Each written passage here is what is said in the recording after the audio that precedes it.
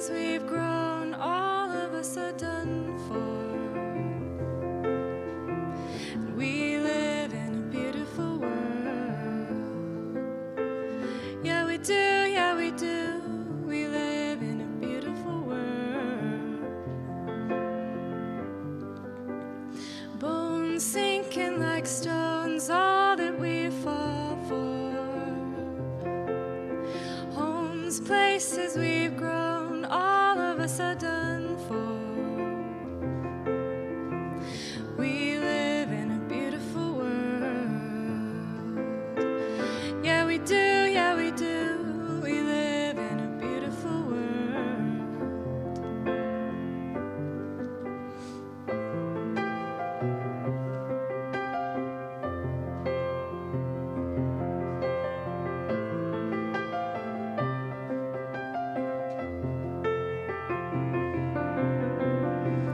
We live in a beautiful world. Yeah, we do, yeah, we do. We live in a beautiful world.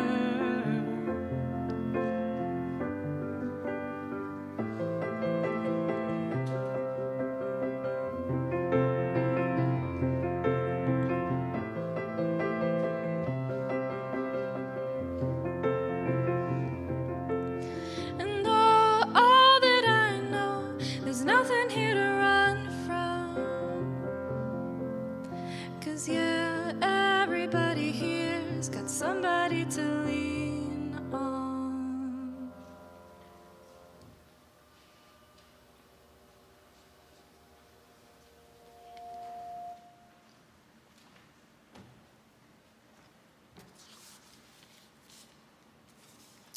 Good morning.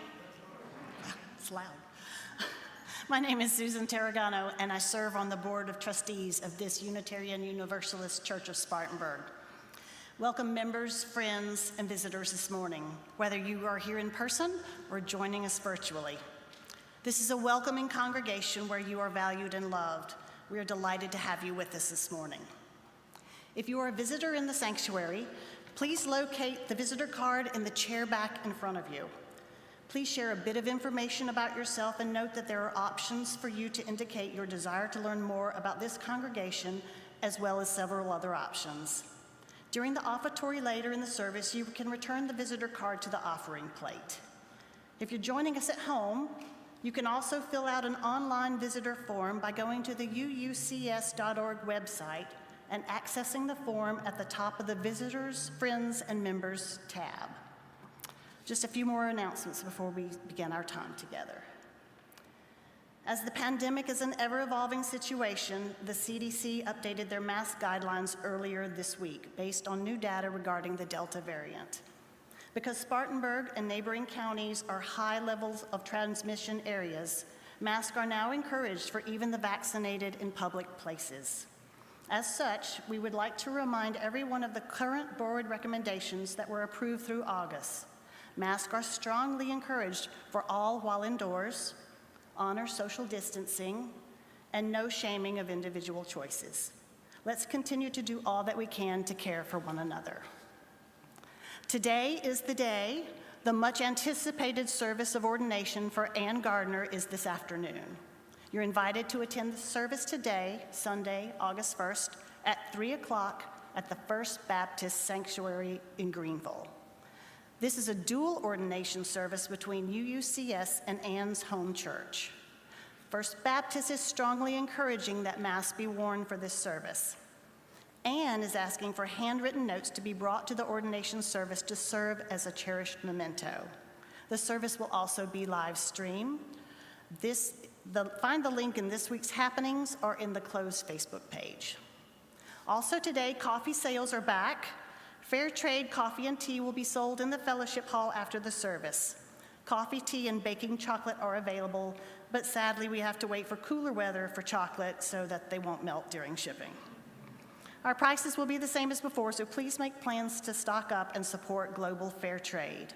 We have the ability to accept cash, check, or credit cards. Cold drinks will be available after the service on the back patio.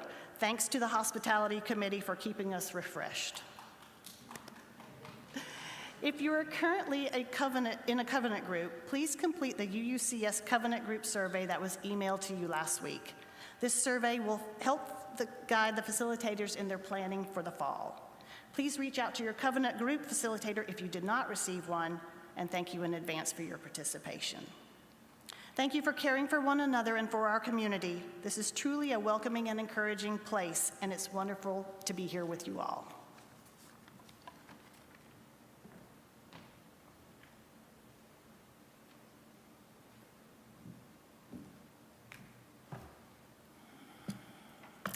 Good morning. Welcome to the Unitarian Universalist Church of Spartanburg. We want to welcome everybody in the sanctuary and everyone on our virtual platform. My name is Ruth Stanton, and I am the worship associate today. Our minister, Scott Neely, is out of the pulpit today, wrapping up a study month. We are continuing our summer series of services to reflect on how the COVID-19 pandemic has affected our lives. It has been quite the year and a half actually, since much of our country shut down and since we originally shut down this congregation's in-person services. We are so glad to be back together, but aware that the pandemic is still affecting so many lives adversely. Today we have Jason Sikma, RN, who works at Spartanburg Medical Center on Pavilion 6. Jason is currently working with COVID patients. Jason's married to Betsy and has two lovely daughters, Ren and Rowan, and they are here today, so yay!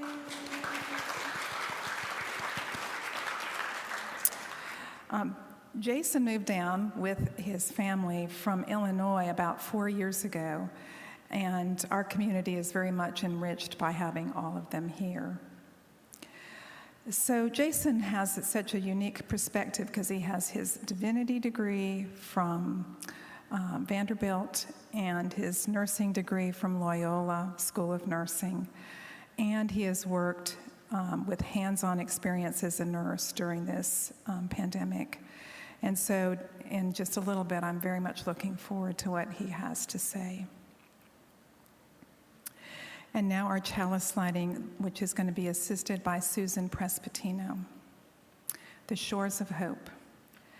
Arriving on these shores of hope, abandon your cynicism, your racism, your despair, your short view of humanity, and look up and see that we are not alone in our separateness. We are not forsaken or forlorn. We can be each other's dreams, unrestrained by desperation. We can see beyond the horizon of setbacks and defeat and know that others have journeyed further than we have. They have seen so much and not lost themselves to resignation. Arriving on these shores of hope, embrace the here and now, the blessings and presence of holy matters. Here, now, we are together. And we are stronger for it. Whether you are forlorn or uplifted, let us together enter worship as if it was a new matter, a new day, a new chance for life. Now, our denomination does not have a creed that everyone must adhere to. We do have the 7 principles which reflect our values and 6 sources that we can draw inspiration from. We consider our faith to be a living tradition, not finished, but still open to new inspiration. In that spirit, our congregation created a covenant to describe how we aspire to be in our relationships with each other and how we hope to move through our world. The words are in the order of service, and if you're joining virtually, that is attached below the YouTube. Now, please join me in saying our covenant together. We are a people of faith and hope. Together we covenant to strive to become our better selves. to honor both the critical mind and the generous heart, and to prove that diversity need not mean divisiveness, and to respond to systems of violence and oppression with the power of a love beyond belief.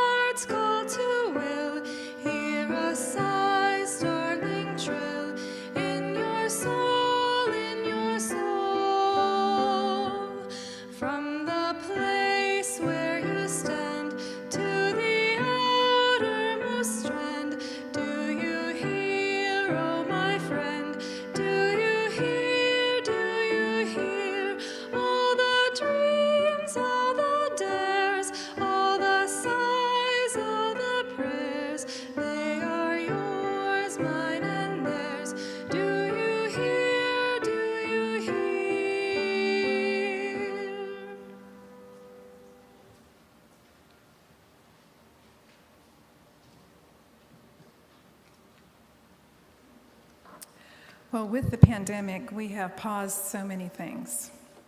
Choir singing, paused. Congregational singing, paused.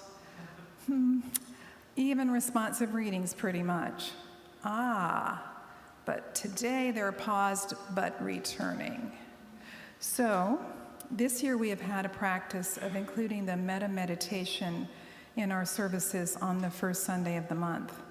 I was talking with a friend who is very practical, and they wondered about the benefits of doing a meditation such as this one. So I looked it up. Internet's wonderful. The loving kindness meditation is considered to be a self-care technique that can be used to boost well-being and reduce stress. And so there are actually some clinical studies that have been done that back that up. And it's thought that those who regularly practice the loving kindness meditation are able to increase their capacity for forgiveness, connection to others, and self-acceptance.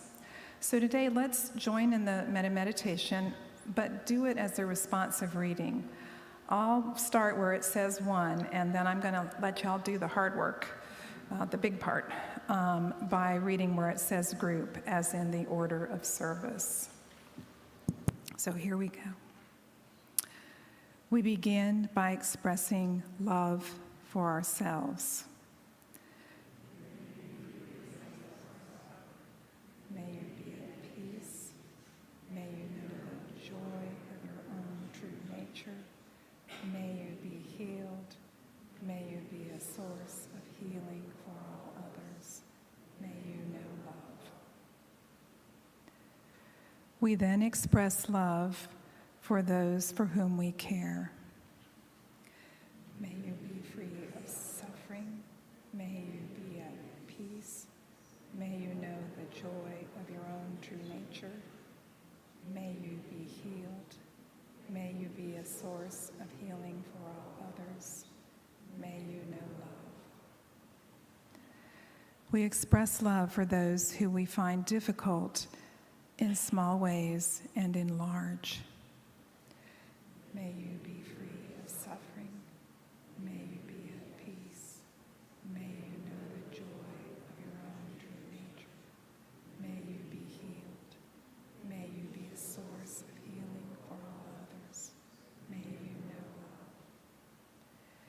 And finally, we express love for all beings. May you be free of suffering. May you be at peace. May you know the joy of your own true nature. May you be healed.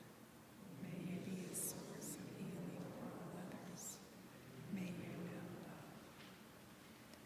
So I think that was pretty successful. Thank you. It was great to hear the response. So now we're at the time in our service where traditionally we have greeted each other.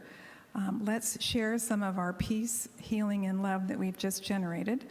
We're very thankful for that vaccine, but just painfully aware that the current variants continue to be a challenge. So let's greet each other mindfully. Remember our safety protocols and ask before physical contact. Some suggestions, the bow, the elbow bump, the shalom, the eye twinkle over your mask.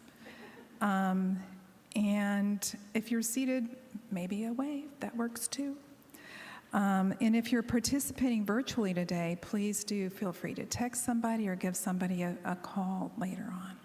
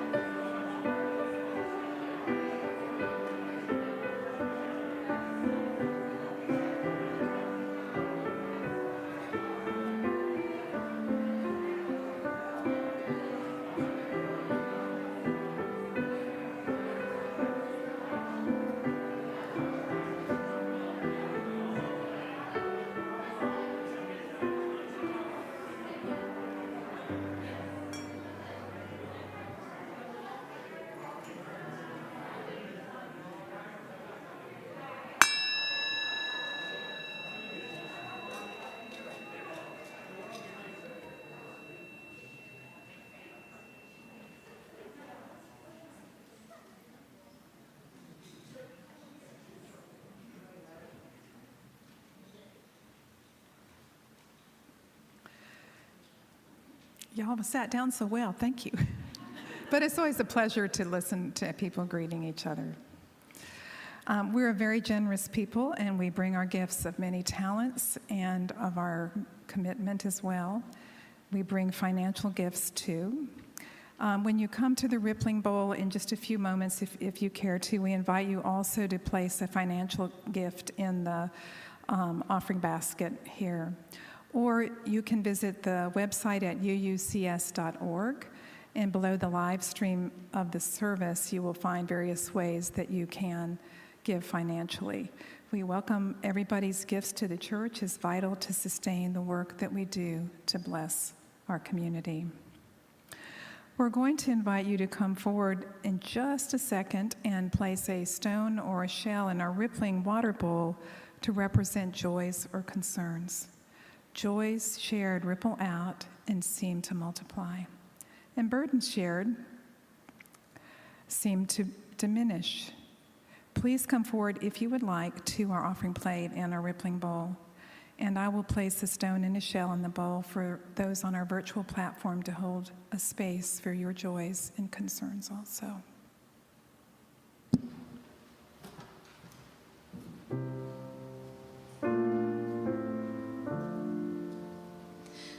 May I be filled with loving kindness. May I be well.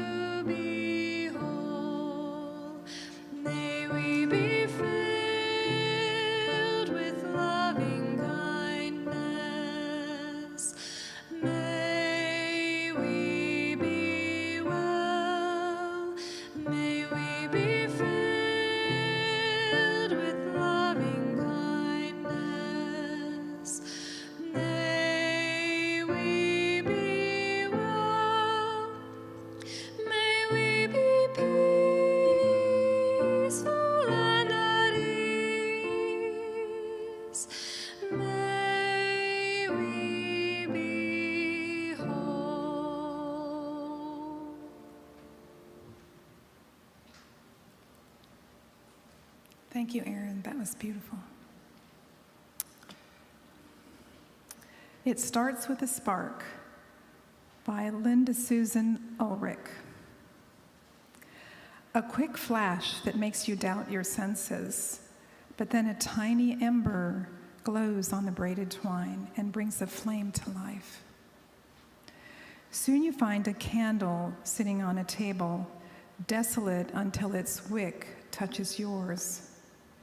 And suddenly the brightness doubles. In an instant, the warmth has grown. This intensified glow draws others like a beacon. 5, 10, 50, hundreds maybe. Not moths bent on self-destruction, but fellow travelers seeking the road ahead. The people begin to move forward, no matter how far the line stretches.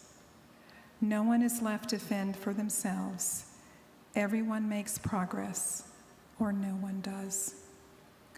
In the distance, bands of other beacons now beckon, proof of other sparks that become blazes. The air crackles with anticipation as everyone approaches the center. There, the scales are balanced. There, the broken are healed. Now you know what it means to be love. Now you know how to illuminate the sky. And now we're going to welcome Jason to speak.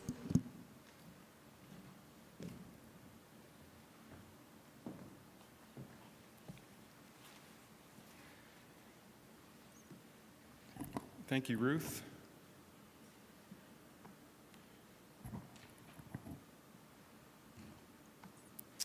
And thank you all so much for the opportunity to speak here today. I'm grateful to this congregation that has become a part of my life in many different ways during my time in Spartanburg. Among other things, it has become a place for my family to engage in very occasional worship, which has been nice. It is a place where we have been a part of art and poetry, a place that gives us opportunities to do work with and for our neighbors here in Spartanburg. And it's a community that includes some of my best friends and favorite people. And you've seen fit to employ my brother-in-law, and how difficult that can be. I have to say, on more than one occasion, I have invoked your name to end the ubiquitous "do you have a church home" conversation that happens here in Spartanburg while I'm at work or at the grocery store or pumping gas or hiking in the woods. Nothing ends that conversation faster than, well, I don't go to church often, but when I do, I go to UU of Spartanburg. That's it. That's the end there. So for these and for many other reasons, I'm grateful to you and grateful to be here today. And again, just by way of introduction, my name is Jason Sikma. 8 years ago, I married, it was then Betsy Neely, and became apparently inextricably linked to this town. Betsy and my two favorite daughters, Ren and Rowan, are here as well. The three of them have been through all of this with me over the past many months. They've gotten less hugs than were wanted for fear of physical contact, dealing with a sullen dad that was too quick to frustration at times. They've borne a burden during these months, just living in the same house as me. But the reason I'm here today, I'm a registered nurse at Spartanburg Regional. I love saying I'm a nurse. I'm proud of my profession and the worldwide community I am a part of because of the people that share it. When a nurse wins an election in St. Louis or in Buffalo, I celebrate. And when a Palestinian nurse is killed at a protest in Gaza, I weep. Here, though, I have worked for the past 3.5 years on the hospital floor called Pavilion 6, or as we call it, P6. We were a respiratory med-surg telemetry, a pretty catch-all, floor pre-pandemic, and moved well over 3 years ago now to the new hospital wing called the Pavilion. So that's why we're Pavilion 6. For weeks prior to the official announcement, COVID-19 was like a slow-moving train, discussed in whispers that we tried to pretend we couldn't hear or see.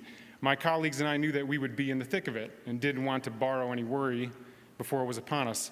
Alas, because we were used to dealing specifically with respiratory infections and the geographical location of our unit that happened to be close to an ICU and also was without through traffic. Nobody came through our floor to get anywhere else in the hospital. We were designated on March 17th, 2020 as the first COVID floor. I did have occasion in early February of 2020 to spend a few days with a couple extraordinary nurses from the Toronto area. And at one point, they relayed some of their experiences dealing with the SARS pandemic that had happened about a decade earlier. They said without equivocation, as they kind of just stared off blankly into the distance, that it was hard. And it's been about 17 months since that March day, and I can say unequivocally that this too has been hard. When Scott asked if I would be willing to give some reflections on the pandemic from a healthcare perspective, I was immediately excited, but this exercise has not been easy. I realized that my first instinct, from a healthcare perspective, went immediately to something like Frank Costanza at the Festivus Festival, where it's, I got a lot of problems with you people, and now you're gonna hear about it, type of a thing. But though funny, I'm not sure that that's very helpful. It's cathartic, but not very helpful. Also, you are the ones who were proactive against the worst tendencies of the pandemic. You advocated with local and state legislatures. You set up systematic and agile and comprehensive help for some of the most vulnerable in this community. You literally put your hands to work. You were present in thought and deed for your neighbors. Indeed. So I turn next to a number of my colleagues. Do you have any reflections on the pandemic, I asked. More than one of these conversations ended in tears.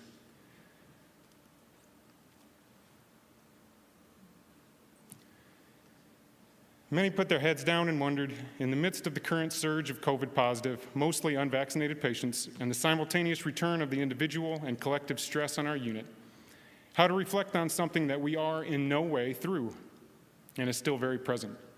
Some relive the feelings of helplessness against the virus, which it too often seems we cannot control. Being the stand-in for family, friends, and loved ones, the meltdowns on car rides home, trying to summon encouragement for patients, many of whom we knew would not make it out of that hospital alive, final goodbyes over FaceTime, so much death. These are just some of the memories we take from this time. One of my colleagues stressed that the most important point she would relay is to grab the people you love, hug them, tell them you love them, because this can all end in an instant. So many during these months, and still here and now, and all over the world, dropped their loved ones at the ER with difficulty breathing and never saw them again. Maybe that message is good enough. Love one another and show it in ways that are real and tangible. What could be better? One idea I have reflected on often came from an article written in about mid-April 2020 by my favorite author, Arundhati Roy. She opined at the moment that the world had stopped, that this pandemic, like those that occurred throughout history, was a portal that led to something new and different than what came before. And that we could emerge at the other end of this portal into a new world of our creating and not recreate what she called the death machine that existed before. We are still in the pandemic portal, and I believe that there are lessons to be learned and a new future that can be brought into existence despite so much evidence to the contrary. As I reflected on my time as a nurse working with COVID, one word kept returning as a thread through our collective experiences over these past 17 months, one that has shown a spotlight on so much of our reality, and that is the all too well-known now idea of distance. I'd like to speak for a few minutes on the ways that distance defined our experiences in the hospital and the lessons and memories I take as we tried to overcome that distance. From the night last March when the NBA unexpectedly canceled their games, it all just leads back to the NBA for me, sorry. We were told that we needed to distance from one another.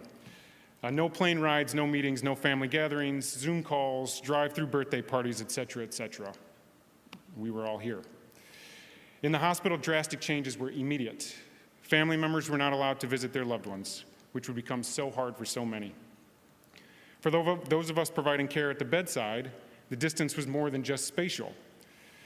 For us, distance meant we were to wear full-length gowns, mask, face shield, and gloves at every patient interaction. The layers and layers of distance are palpable. No skin-to-skin contact. Even a soothing touch on a patient's shoulder was through a glove. Eye contact was through a face shield, and encouraging words were heard through an N95 mask. And much of the time, the patient had on a mask, BiPAP or otherwise, delivering oxygen from a machine behind them, making tornado-like noise. And with the toll that COVID takes on one's taste buds, there was literal distance present at all 5 senses. But there were ways to overcome that distance. We brought families into hospital rooms using FaceTime and Google Duo. We nurses called family members multiple times a day with updates, often bad news, and many times we just listened to frustration, anxiety, sadness, anger, and grief. But we listened and encouraged, knowing that we were the only bridge to cross that divide. In one conversation I had with a colleague about the pandemic, she immediately remembered getting out her phone for a dying patient who asked to hear her favorite song one last time. She played it and danced.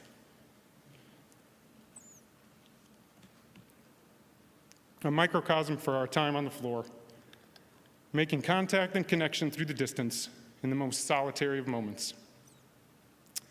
There were celebrations too, hallway parades for discharged patients, tears of joy when helping a patient pack their things to go home. We bridged the distances between families, patients, and ourselves in order to be a reminder to us all, even for a brief moment, that we were walking this path together. Other distances were formed, those stretching outside the hospital walls.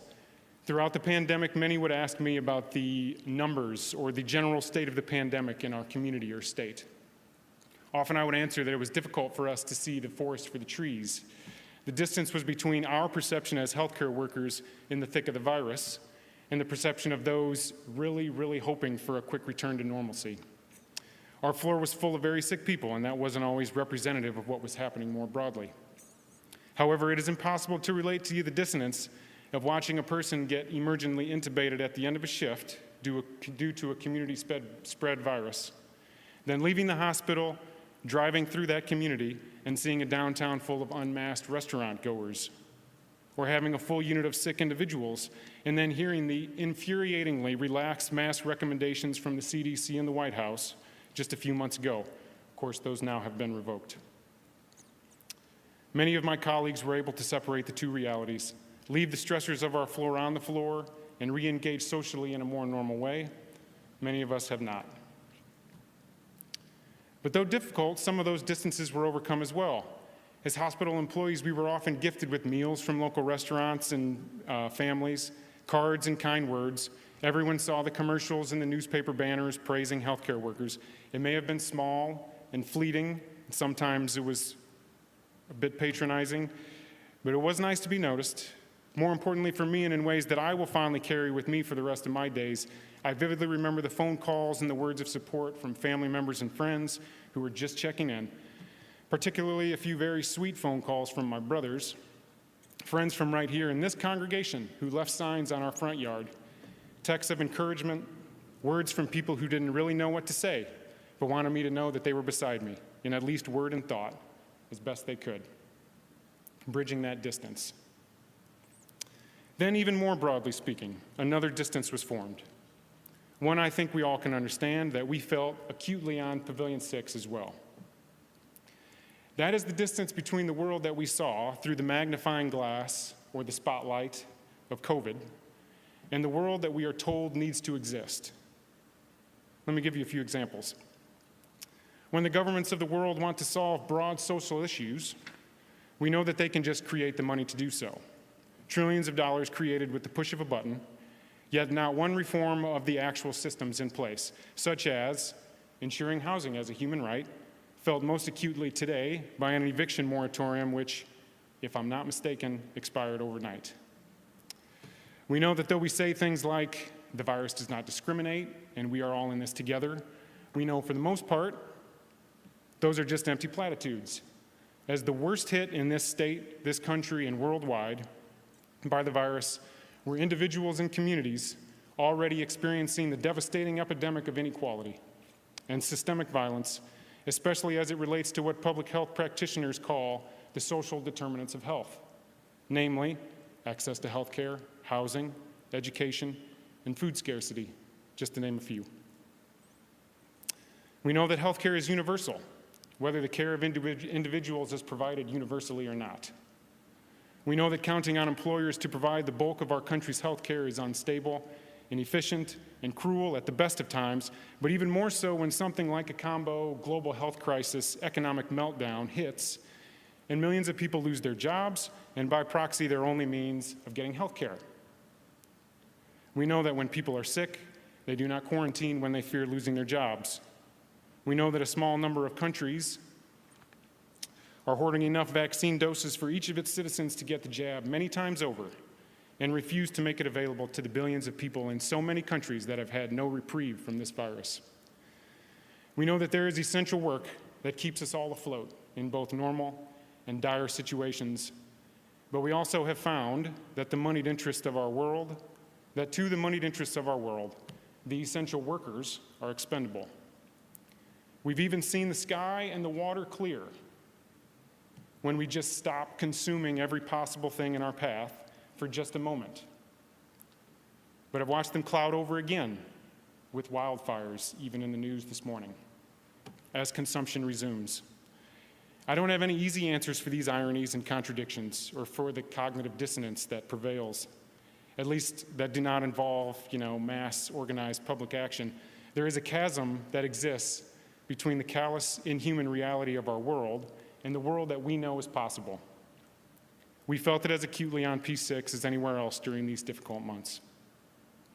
That is the distance, increasingly stifling distance like a thick fog that settles in. The farther away from the directly personal it becomes. Some distances we can face and some we cannot. If one lesson is clear, it is that there are no easy answers.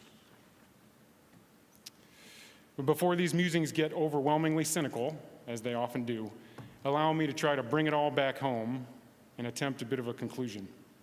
I want to do that by giving a message from my small world of nurses, CNAs, respiratory therapists, environmental service workers, physical therapists, and doctors. We are tired. Just yesterday, I said to a colleague as we walked out of the hospital after a very hard shift, just yesterday, I said, "Boy, that was an old-fashioned COVID day right there, wasn't it?" Her response, "I really don't want to do this again." We, especially my exceptionally gifted and caring and tenacious colleagues on Pavilion 6, have had a difficult year, and that's not just at the hospital. For as we all know, lives have not stopped for this virus. Loved ones get sick, like normal sick. Do we send the kids to school or not? Divorces, breakups, pregnancies, new jobs, moves. How are we going to get groceries? Is it okay to plan a vacation? All the things that normally happen still happened, even while we trudged up to P6 and back. I purposefully shied away from certain types of specific stories from our floor, because they are difficult to tell. And I haven't even mentioned all the ways we lifted each other up through all of the death and hopelessness, the kind words, the jokes, the encouragement, even the times when we lost patience with one another, and that definitely did happen, when the stress and grief was too much, were expressions of community and attempts to overcome that palpable distance that too easily formed between us. I find it difficult to adequately relay those specific experiences, but I don't want to leave without a little glimpse into our neck of the COVID woods. So please allow me, if you will, one story. At one point last year, I spent a couple of days caring for a man who was, like so many, really struggling. He was very sick and getting sicker. He was receiving the maximum amount of oxygen that we can provide on our floor. The next step, if there was any further decline, was to move to the ICU and get intubated. He was with me in this state for multiple days. Each move was slow and agonizing. Reaching for a drink on the bedside table would put him out of breath. Simple moves like to the side of the bed caused his oxygen levels to dip to alarmingly low levels, and then needed 5, 10, or 15 just excruciating minutes to recover. He had a large family who I talked to regularly on the phone, and who regularly encouraged their father, grandfather, brother, uncle through FaceTime calls that I was lucky to facilitate. And he spoke only Spanish. Now, my Spanish is not great, but it is good enough for, simple conversation and most of the general things that I can need to do as a nurse. But as I prepared to leave after 2 full days with him, I grabbed our iPad translator to say goodbye.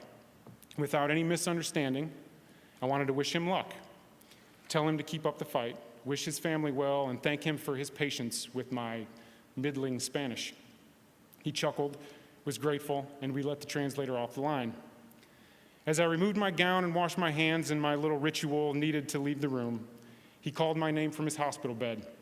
I turned to him, he pointed a finger at me slowly, and with as much gravity as he could muster, said, "Jason, cuídate mucho." He was telling me to be careful and to take care of myself and the work that I was doing. I thanked him profusely, offered a few more words of encouragement through tears in my eyes, and left the room knowing the odds were slim that I would see him again. When I returned to the floor a few days later, I learned that he had been sent to the ICU the next day. I relay this story here because I see his actions and words as a charge for us all. Somehow, despite all of the reasons for conceit and self-pity, for anger and frustration, he broke through the mechanical noise, the physical barriers, and the layers and layers of distance to offer a word of love and support. It was all he could offer at the time, but he summoned the strength, grabbed onto some humanity, and gave of himself freely. And so I say for all of us, go and do likewise. Again, thank you so much for the space to ruminate and share a bit of my experience of these past months. We are not out of the woods. We don't even know how big the woods are. And to strain this metaphor a bit further, the woods are going to get thicker before there's any clearing. I leave you with two of my kind of stolen mantras from this pandemic. The first, be forgiving with individuals, but ruthless with institutions. And the second, remember that for the vaxxed and the unvaxxed alike, wearing a mask is an act of love. Thank you.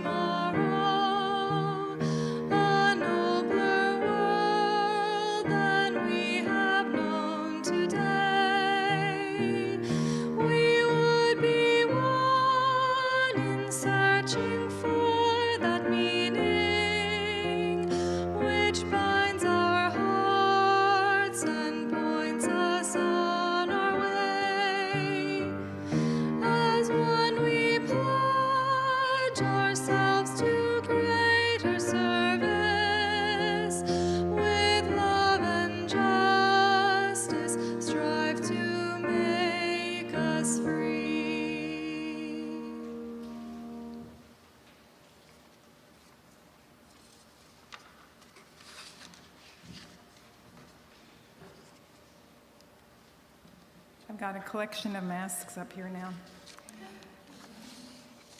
Thank you for gathering today with us, and a huge thanks to Jason for sharing his insights with us as a healthcare provider. Many of you know that I'm a nurse midwife, and I was working at the beginning of the pandemic, and I had some of the same feelings, not to the same difficulty, but that was that worry before the vaccine of getting sick, and worse, of your family getting sick. I did the ditch the clothes at the door and streak to the shower routine thing that you might have heard about. I have promoted masks and social distancing and vaccines, volunteering with the health department and with our clinic here that we had. And I always felt so incredulous that as a country we couldn't pull together and save lives. But I think Jason's given us a little bit of something to think about as we walk through this pandemic portal together, to be sure to reach out, let those you love know that, so love one another, and take care of each other and yourselves as well. I have faith that the sun is going to come up. It's trying, it's really trying. And with us standing together over time, that we can help illuminate the sky. So for our closing words, A Blessing at Departure by Robin Gray. We call for this blessing on all sheltered here, whether in body or spirit. May the flame of our community ignite a love, hold enough to share, and in return, may we be embraced by a love that remains constant in times of sorrow and in days of greatness, great gladness.